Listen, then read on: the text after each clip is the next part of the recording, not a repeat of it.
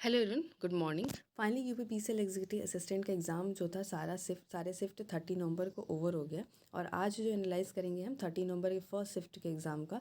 तो चलिए स्टार्ट करते हैं। लेवल ऑफ एग्ज़ाम क्या था? एग्ज़ाम का जो लेवल मुझे लगा वो मॉडरेट लगा। कंप्यूटर सेक्शन भी मॉडरेट आया था और जीके पर्सनली मुझे मॉडरेट लगा। और रीजनिंग के क्या ही कहने। मैं एक बैंकिंग एक्सपेरेंट हूँ और यहाँ पे रीजनिंग का लेवल बहुत ही अच्छा लेवल था और मुझे 1 आवर लग गए पूरा रीजनिंग सेक्शन सॉल्व करने में। ठीक है, तो रीजनिंग का लेवल बहुत ही अच्छा था और इंग्लिश मुझे इजी लगी और हिंदी का जो लेवल था मॉडरेट था। बहुत लोगों को हिंदी इजी लगी होगी बट पर्सनली मुझे ये मॉडरेट लगा। तो ओवरऑल जो एग्ज़ाम का लेवल था वो मॉडरेट था। कंप्यूटर सबसे ज़्यादा डिफ़िकल्ट जो पोर्शन था वो रीजनिंग था और सबसे इजी जो पोर्शन था वो इंग्लिश था। ठीक है, तो कंप्यूटर में क्या क्या चीज़ें पूछी गई तो वही MS power point, MS word और MS एक्सेल से रिलेटेड। MS एक्सेल से जितने भी ये 3 टॉपिक से मैक्सिमम क्वेश्चन थे और जो क्वेश्चन थे कि MS पावर पॉइंट में अगर हमें न्यू स्लाइड ऐड करना है तो उसके लिए कौन सा शॉर्टकट किए तो कंट्रोल+M होता है।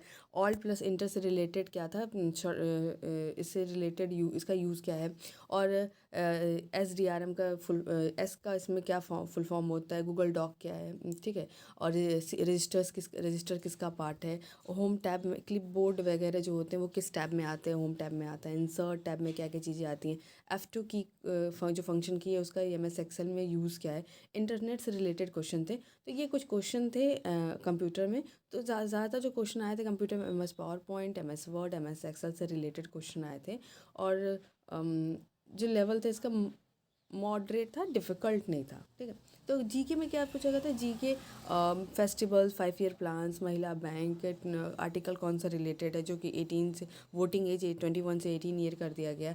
तो कुछ ऐसे जीके के क्वेश्चन थे, करंट के भी क्वेश्चन थे और स्टैटिक भी क्वेश्चन थे जीके में।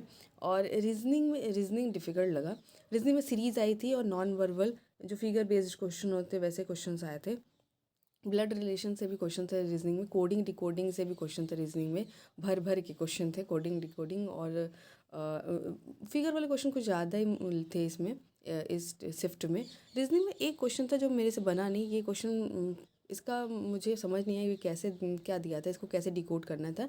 12 को वो 31 में डिकोड कर रहा था, 129 को वो 220 में डिकोड कर रहा था और 15 16 को किस में डिकोड करना है, मतलब उसका क्या आंसर होगा ये पूछा था। ये मेरे से उसमें क्लिक नहीं किया, मतलब बना नहीं मेरे से। हिंदी डिफ़िकल्ट मेरे लिए थी, हो सकता है सबके लिए इजी हो बट हिंदी डिफ़िकल्ट थी। हिंदी में मुहावरे पूछा गया था, शुद्धि सब शुद्धि था, मतलब वाक्य की शुद्धि था, पर्यायवाची थे और तत्सम तद्भव था और ये इनसे ज़्यादातर मैक्सिमम क्वेश्चन था, मैक्सिमम क्वेश्चन इनसे थे।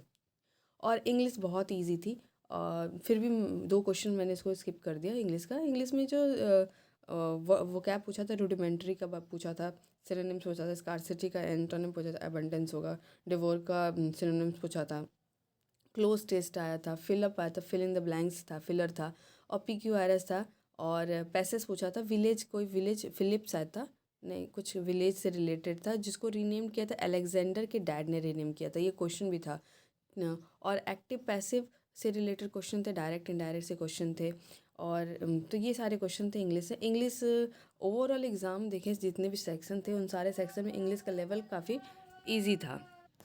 सो ओवरऑल एग्ज़ाम का था वो क्या था, मॉडरेट था और सबसे इजी पोर्शन इंग्लिश था, सबसे डिफ़िकल्ट पोर्शन रीजनिंग था और जीके और हिंदी भी मॉडरेट थे। तो मेरा जो टोटल अटैम्प्ट है 145 है आउट ऑफ 180 और 230 में आउट ऑफ 174 है। So hope for the best and all the best for result. अब नेक्स्ट एग्ज़ाम पे फोकस कीजिए, आपका जो भी एग्ज़ाम है नेक्स्ट उस पर फोकस कीजिए। आई थिंक सबका नेक्स्ट एग्ज़ाम SSC CGL ही होगा, तो फोकस कीजिए उस पर। ऑल द बेस्ट, मिलते हैं नेक्स्ट स्टूडेंट, तब तक बाय बाय।